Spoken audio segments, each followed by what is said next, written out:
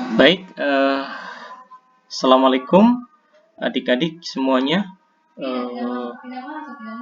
Ini saya akan memberikan tutorial terkait dengan menyusun latar belakang penelitian pendidikan ya, yang terdiri dari PTK atau penelitian tindakan kelas dan juga penelitian kuantitatif yang terkait dengan kelas ya, sama dengan PTK ya. Tapi PTK bersiklus, namun kalau kuantitatif dalam proses pembelajaran ya, itu tidak bersiklus. Jadi bisa saja melihat pengaruh atau melihat hubungan ya. Misalnya antara metode apa dengan hasil belajar ya. Ada juga misalnya metode apa dengan hasil belajar atau metode apa dengan aktivitas atau metode dengan motivasi, itu bisa aja. Nah, kalau PTK-nya kan tentunya biasa kata kuncinya yaitu meningkatkan ya, meningkatkan hasil belajar melalui metode apa dan seterusnya. Nah, ini sebentar kita akan praktek langsung untuk bagaimana membuat latar belakang tersebut. Baik. Nah, dulu ya, sebelumnya saya mempunyai rekaman video yang mungkin sudah dilihat, sudah ditonton, yaitu tentang bagaimana mengidentifikasi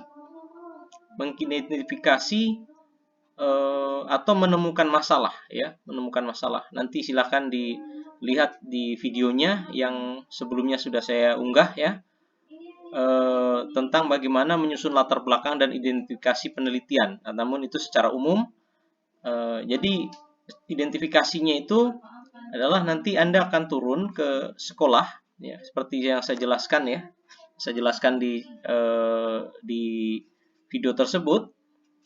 Setelah turun, Anda bisa dapat melakukan wawancara dengan guru atau menganalisis hasil belajar melalui buku nilai yang ada pada guru pada materi-materi sebelumnya ya, ataupun boleh juga melalui wawancara terhadap guru. Apa yang menjadi kendala, presentasinya berapa dari yang misalnya hasil belajarnya rendah atau motivasinya rendah atau kreativitasnya rendah atau aktivitasnya rendah ya. Jadi itu. Nah, jadi setelah adik-adik itu melakukan observasi, baru diketahui masalahnya apa. Ya, oke. Jadi kalau lebih jelasnya silakan ditonton video sebelumnya. Ya. Jadi setelah adik-adik mendapatkan identifikasi dari masalah yang ada di sekolah atau sudah menemukan masalahnya, nah baru itu adik-adik akan menyusun yang namanya latar belakang. Ya, baik. Karena ini fokus di bidang pendidikan atau di dalam tentunya terkait dengan di dalam kelas atau proses belajar mengajar ya, maka contoh-contoh ini adalah terkait dengan latar belakang penelitian terkait dengan penelitian tindakan kelas ataupun kuantitatif. Jadi intinya bahwa latar belakang ini Anda susun berdasarkan permasalahan yang ada di dalam kelas. Yaitu itu. Ya, baik. Untuk paragraf pertama itu biasanya berisi tentang konsep. Ya, berisi tentang konsep secara umum. Ya. Jadi untuk menyusun latar belakang itu seperti saya jelaskan sebelumnya, layaknya piramida terbalik. Ya. Piramida terbalik ya. Kalau piramida itu kan macam ya segitiga itu, tapi dia terbalik. Jadi ujungnya yang lancip di atas, di bawah. Ya, seperti itu ya. Jadi biasanya berisi tentang konsep. Misalnya karena ini pendidikan, jadi pendidikan merupakan apa? Merupakan proses apa dan seterusnya. Jangan lupa sumbernya, ya kan? Itu paragraf pertama biasanya isinya itu. Nah, setelah masuk pendidikan, ya, nanti di paragraf pendidikan apa dan seterusnya, sedangkan ini menurut ini pendidikan apa, pendidikan itu apa, menurut siapa, apa dan sebagainya. Jadi di dalam satu paragraf jangan hanya satu kalimat atau satu kalimat, tapi minimal dia 2 kalimat, itu bisa dikatakan satu paragraf gitu. Ya, apa itu kalimat ya Anda sudah tahu gitu. Nah, di situ jangan lupa mencantumkan sumber. Ya, sumbernya bisa 1, 2, 3 dan seterusnya. Jadi itu baru kata pendidikan. Di paragraf pertama. Atau paragraf pertama bisa juga mengupas tentang undang-undang. Undang-undang yang terkait dengan masalah yang Anda temukan. Ya, masalahnya itu kan kalau dalam latar belakang itu adalah masalahnya ya,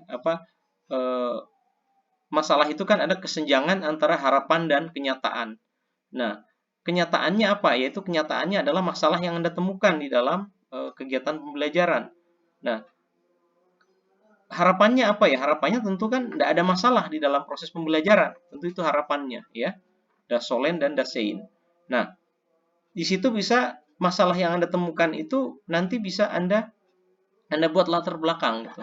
Latar belakang itu istilahnya adalah apa sih yang melatar belakangi penelitian ini? Ya, terus yang melatar belakangnya adalah masalah tadi.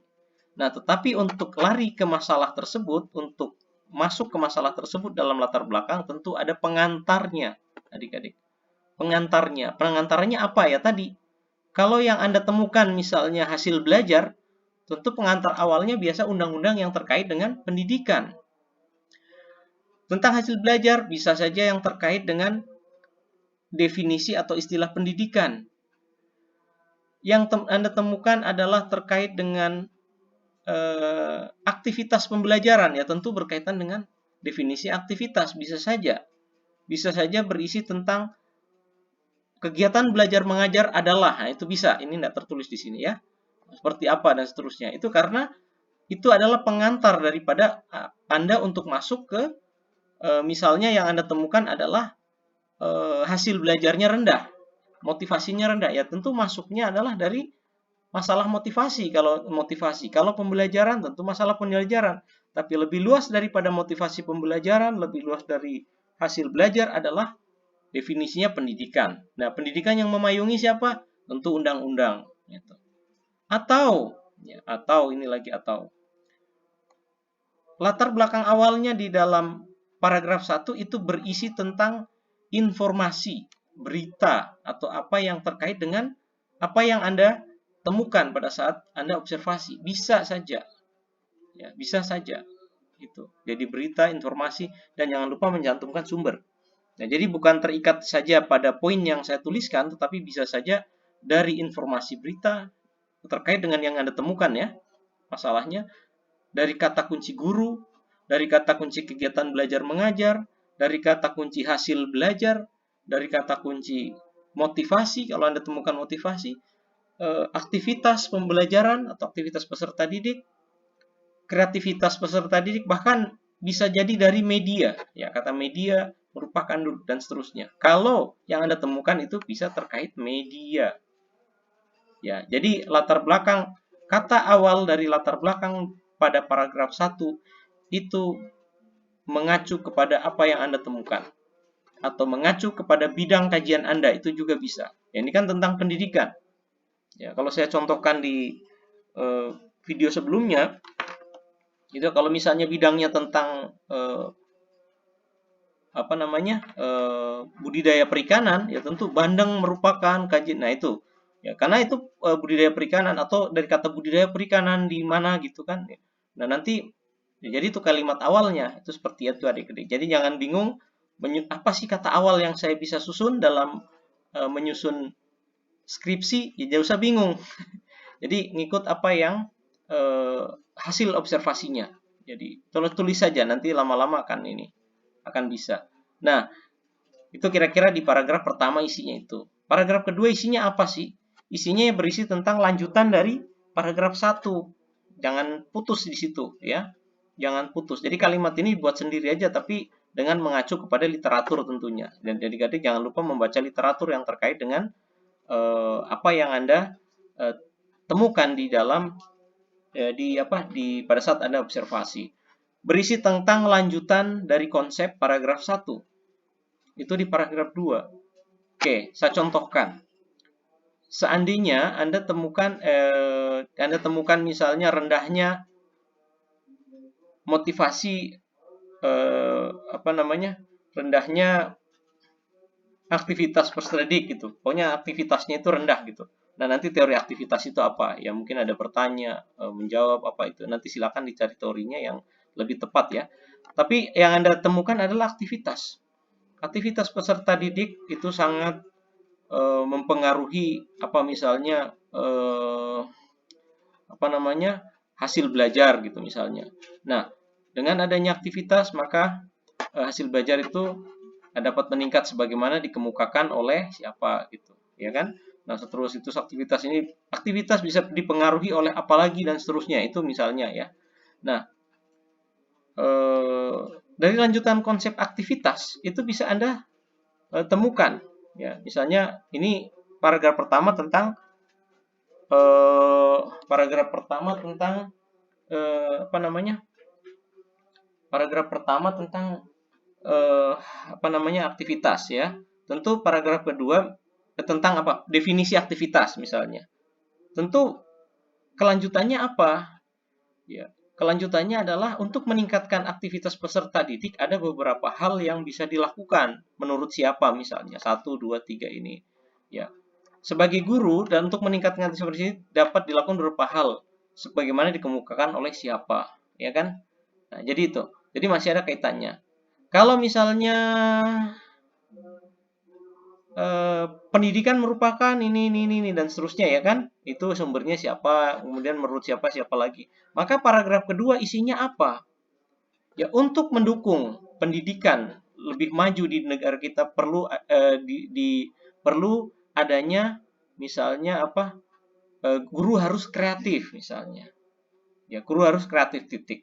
Kreativitas guru, ya, apalagi gitu ya. Jadi itu. Ya. Kalau misalnya nanti kreativitasnya terkait apa gitu, ya kan? Terkait apa? Harus kreatif dalam memilih apa misalnya, dalam memilih model, memilih metode, model, pendekatan dan juga dalam memilih media. Nah, itu lari kan sudah mulai masuk ya. Di kata pendidikan sudah masuk kreativitas gurunya harus seperti apa, memilih model, media dan seterusnya. Ya kan? Nah, setelah media kalau Anda masuk tentang apa media, maka Anda langsung ya apa salah satu hal penting harus kreatif dalam memilih model, metode, pendekatan dan media. Kalau Anda pilih media bisa langsung Anda katakan media dalam kegiatan pembelajaran juga harus dibuat sedemikian rupa sehingga siswa tidak bosan sehingga nanti itu kalimat Anda sebagaimana dikemukakan oleh siapa lagi gitu. Jadi harus ada dasarnya bahwa dengan adanya media nanti itu. Jadi saya guru kreatif nanti media ini seperti apa? Ya, media yang dapat digunakan dalam kegiatan belajar salah satunya misalnya adalah media apa gitu. Ya kan? Titik gitu. Media apa? Titik media apa gitu ya. Salah satu contohnya kira-kira gitu ya. Nah, kemudian nanti di sini di paragraf keempat ya. Itu paragraf kedua ya, paragraf ketiga. Nah, di situ paragraf ketiga itu biasanya mengemukakan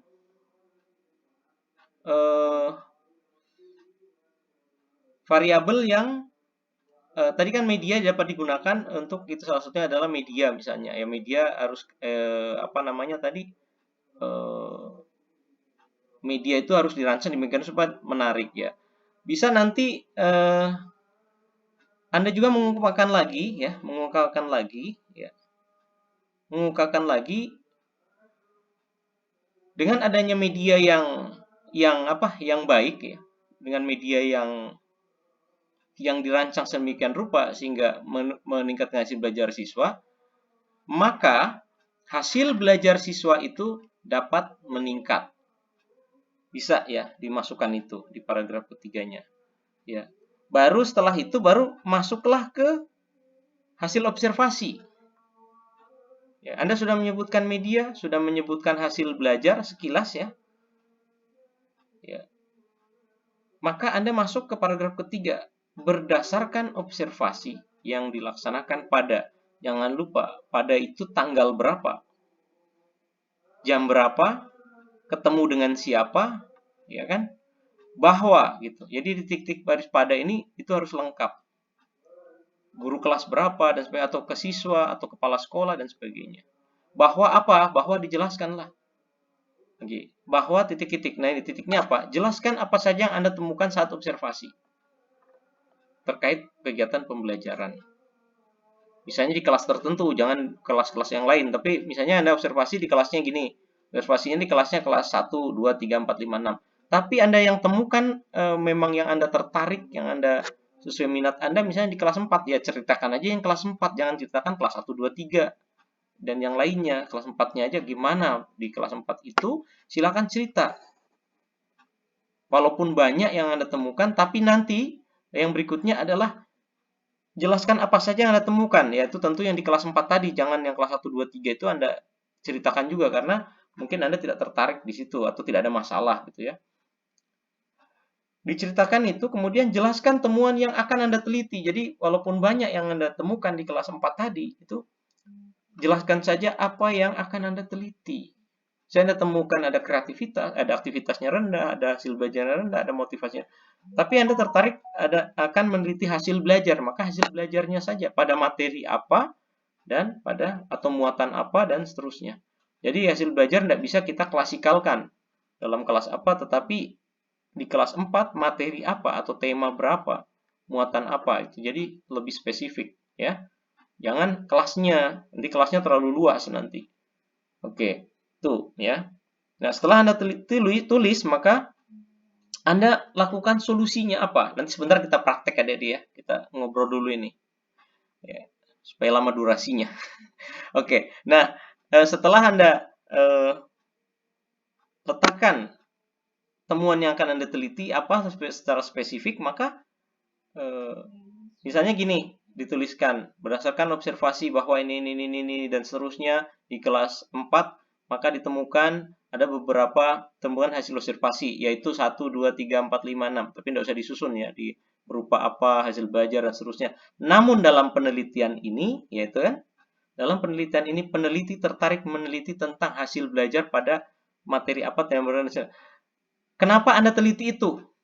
Nah, tentu harus diungkapkan juga. Peneliti mengambil penelitian ini karena hasil belajarnya dari materi ini sesuai dengan dalam buku nilai yang disampaikan ke guru, bahwa hasil belajar pada materi ini ya kan, misalnya dari misalnya contoh dari 20 siswa hanya 5 siswa yang tuntas. Nah, itu kan tertarik gitu. 5 siswa yang tuntas. Nah, untuk itu peneliti akan oke. Setelah itu baru di paragraf kelima, berdasarkan hasil observasi di atas, peneliti akan menggunakan, ya tadi ada yang menyebutkan media kan di atas, berarti yang solusinya adalah menggunakan media. Ya, solusinya menggunakan media, karena sudah menyebutkan tadi ada pada saat awal paragraf, mungkin paragraf 2 atau 3, tadi Anda menyebutkan media. Kalau Anda tertarik ke media, maka berdasarkan melalui penggunaan, nah ini, kalau terserah Anda menggunakan media, model, pendekatan, metode dan apa ataupun apa gitu ya. Dan model kan banyak gitu. Media juga banyak. Melalui penggunaan media ini bahwa ya, misalnya melalui penggunaan media maka dapat mengatasi masalah yang terjadi di kelas apa. Ya, sehingga hasil belajar atau apa tadi, sehingga hasil belajarnya ya tadi ya atau ya hasil belajarnya akan meningkat ya. Atau itu kalau PTK. Tapi kalau misalnya melihat pengaruh, maka media ini akan berpengaruh terhadap hasil belajar. Nah, bisa saja gitu kalau melihat pengaruh. Nah, setelah kalimat tersebut, maka Anda akan menuliskan berdasarkan latar belakang, maka peneliti akan melaksanakan penelitian dengan judul titik-titik gitu. Judulnya misalnya, ya tergantung judulnya, judul Anda. Anda tertarik ke PTK atau tertarik ke kuantitatif. Kalau PTK tentu dengan judul ya upaya meningkatkan hasil belajar atau meningkatkan hasil belajar siswa melalui penggunaan media titik-titik ya kan, di kelas 4 SDN titik-titik ya, tadi kelasnya kelas 4 kan, pada materi apa. Jadi harus spesifik judulnya.